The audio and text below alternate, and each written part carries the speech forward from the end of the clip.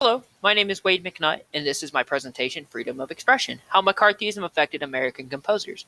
And before we begin, I would like to say that this is a very young field of study, only in existence for about 20 years, so there are no massive shifts in historical thought, but rather there are three subtle shifts, and we will discuss those shifts and the authors responsible for those shifts. So the three shifts in thought are biographical, which focuses primarily on Aaron Copland, an expansion of the historical actors in the composer canon, which broadens the spectrum of composers to be included in the dealings of McCarthyism, such as Leonard Bernstein and Charles Ives, and a beyond border approach that occurs later, which is both literal, as Copland expands his horizons into Pan-Americanism and the music of Argentina, and metaphorical, as socialist, communists, and sympathizers take hymns and take those melodies and rewrite words to them and claim that music as their own to express their own struggles. The biographical approach occurs in the 1990s, in the late 1990s. Jennifer DeLapp and Howard Pollack demonstrate this in their writings. The focus is primarily, again, on Aaron Copland, as he is arguably the most famous composer to encounter McCarthy. Copland in the 1950s, Music and Ideology in the McCarthy Era, is a PhD dissertation by Jennifer DeLapp. It's the first account on the impact of McCarthyism had on American music. It's focused primarily, again, on Aaron Copland and argues that the shift to serialist composition was directly related to the hearing by the Permanent Subcommittee on Investigations. Prior to this, he wrote primarily easy, common people music. He incorporated folk-like melodies and folk-like harmonization, which is very prominent in the Soviet Union. And then after the hearing, he writes academic serialist music that was occurring on the East Coast in the 1950s. Again, this is directly related to that shift, directly related to the investigations done by the government. And this dissertation is still highly regarded in the field of study and occurs in the bibliographies of people still researching this field to this day.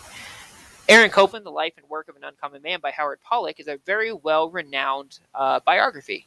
And in this biography, he argues the point that Copland was present at the Cultural and Scientific Conference for World Peace, along with Soviet scientists and Soviet composers, such as Dmitry Shostakovich, a very famous Soviet composer.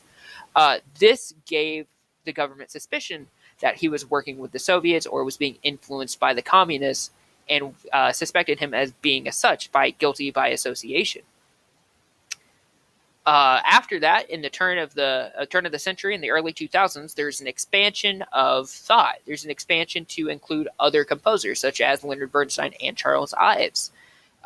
It's the same frame of reference as before, but it's applied with new composers. It's the same question of how and why these composers were affected, but it's no longer looking at specifically Aaron Copland, but rather bringing in people like Charles Ives and Leonard Bernstein. From American ethnographer to Cold War icon, Charles Ives Through the Eyes of Henry and Sidney Cowell is an article by David Paul, which explores Charles Ives through the letters and accounts of the Cowells, which were contemporaries of Ives. They were composing at the same time. This paper determines that Ives was never called into question, however, by the government because he publicly denounced communism on Edward R. Murrow's radio show.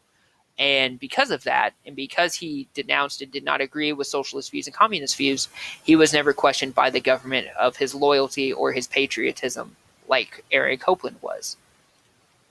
Mutual responses in the midst of an era, Aaron Copland's The Tinderland and Leonard Bernstein's Candide, both go on to explain how and why these works were directly influenced by McCarthy.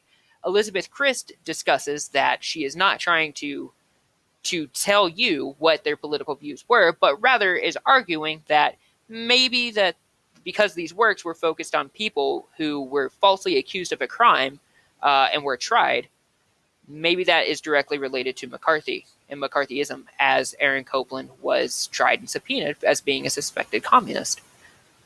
Then there's the Beyond Borders approach, where scholars began to look beyond the American landscape, the North American landscape, and beyond that into the South American Argentinian influence on Aaron Copland. Copland in Argentina, Pan-Africanist Politics and Folklore and the Crisis in the Modern Music, is an article written by Carol Hess, and she explains in this article how Franklin Delano Roosevelt's Good Neighbor policy impacted Copland and how these relations between South America and North America affected his compositional style, and to create this Pan-American composer.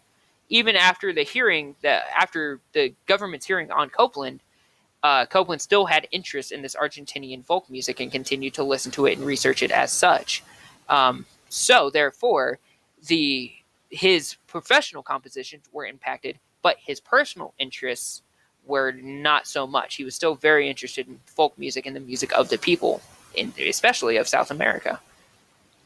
We Shall Not Be Moved, a biography of the Song of Struggle, is a book written by David Spinner, which explains that socialist communists and their sympathizers wrote new words to old hymns. They used these religious songs with new words to explain their class struggle and the struggles that they felt in such a conservative time.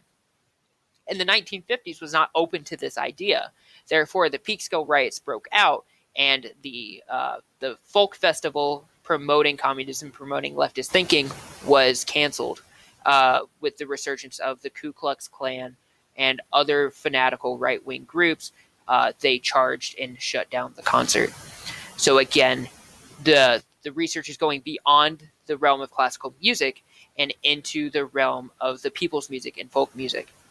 And in conclusion, the field of study is still new. It's only 20 years old. But the three main shifts that occur in the historiography are biographical, the expansion of the composer canon and the historical actors, and the beyond borders approach to focus in on the pop/folk music of the era and the physical borders of South America to North America and how those relations impacted Aaron Copland. And I hope you enjoyed this presentation. Thank you so much.